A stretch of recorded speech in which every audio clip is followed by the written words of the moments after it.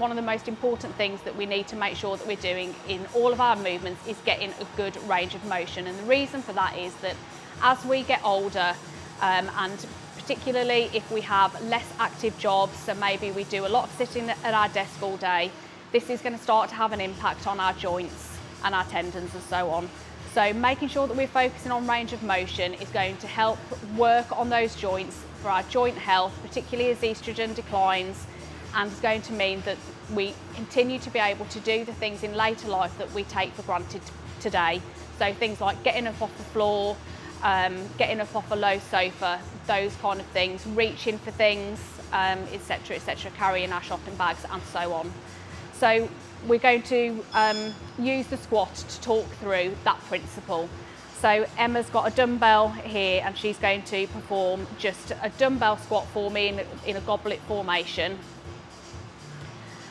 And so feet probably a little bit wider. Nice. So if you just do what I would call a, more like a half squat for me. And back up. So Emma did a lovely squat there, great form, great technique, but she hadn't got a perfect range of motion.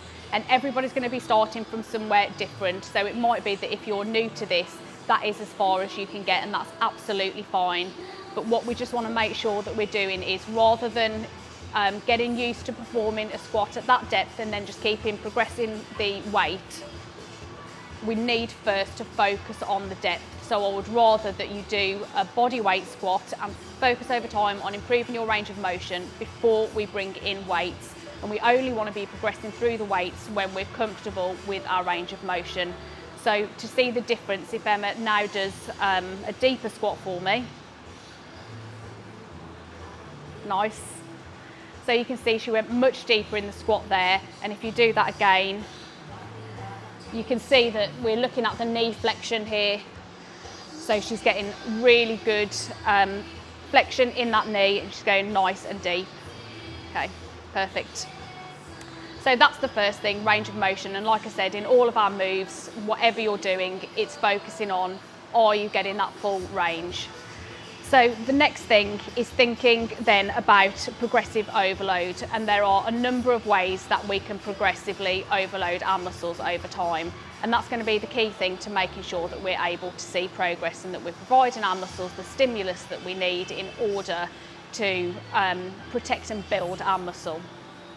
So there are three ways that you can progressively overload, and that is either going to be with weight, so moving on the weight. It's going to be tempo, so about the speed of the movement, and the other one is repetitions. So if you're working out at home, for example, it might be that you don't have access to loads of different weights, and so therefore you might be looking at employing the number of reps that you can do and the tempo as a way to overload your muscle. So when it comes to tempo, first of all, and this is something that again we should be doing across all of our movements, it's all about making sure that our sort of lowering phase in this instance is going to be nice and slow, and then we're going to explode out of the movement. So if you want, perhaps, if you just want to do a sort of a quick squat for me.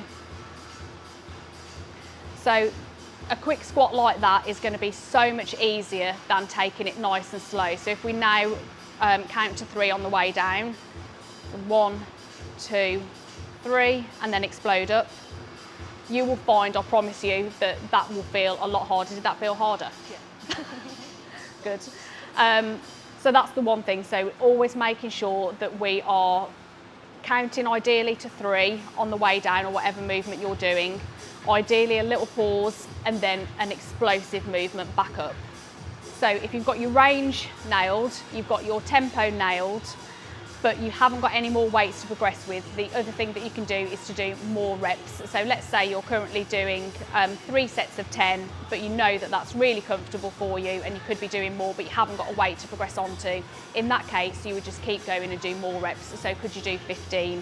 Ideally, what we want is that for at the end of the set, you're feeling like you could reasonably only do another 1 or 2 with good form.